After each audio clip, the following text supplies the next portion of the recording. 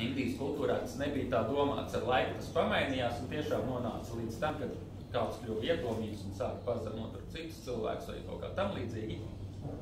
Bet kastu sistēma, pat nenosaucot viņu par kastu sistēmu, viņa darbojas visā pasaulē, automātisks mehānisms, tas ir, ka, nezinu, direktori draudzējas ar direktoriem, ārsti ar ārstiem, zinātnieki ar zinātniekiem, sportisti ar sportistiem un tā tālāk. Ja mēs savā šajos te burbuļos, tagad to sauc par burbuli, ja, kurā mēs visi dzīvojam.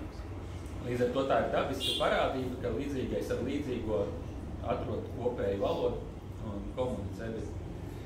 Sākotnēji tā ideja bija tāda, ka šīs te kastas ir, pieņemsim, bramīnie, kas ir augstākā kasta nosacīti, bet nevis augstākā tādā ziņā, lepnuma ziņā, bet augstākais, ko cilvēks savā attīstībā var aiziet.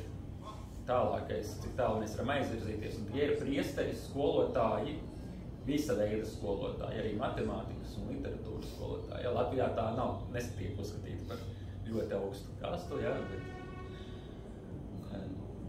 tad aiz viņiem ir karotāji, jeb vadoņi, politiķi, aiz viņiem tad ir tirgotāji, un tad nākamā kasta ir apkalpojošais personāls.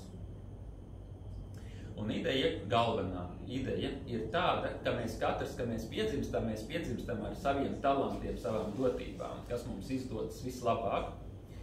Un viens piedzimst ar vadītāju dotībām. Cits piedzimst, ar kaut kādu tur garīgu noslieci vai ar noslieci mācīt citus. Cits piedzimst kā talantīgs amatnieks, cits ir no dabas tirgotājs. Un tā ideja ir tāda, ka vajag izmantot savu potenciālu, savus talantus, nevis, ja tu esi amatnieks, priekš kam tev līst politikā, ja tā kā tagad mums deputāti ir sportisti, aktieri un tā tālāk, priekš kam, lai to dara tie, kas ir vadītāji.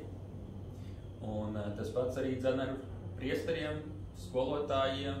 Tagad mēs skatāmies vairāk, kur man sanāks vairāk nopelnīt. Un gandrīz visiem cilvēkiem ir salauztas dzīves, neviens nesaprot, kāds ir mans mērķis, ko man dzīvē darīt, kur lai es atrodu piepildījumu, tāpēc, ka šī te uzskatu sistēma ir sagrozīta, ka mums potē, ka tev ir jāpelna un tā tālāk. Un tad mēs meklējam opcijas, kur var nopelnīt.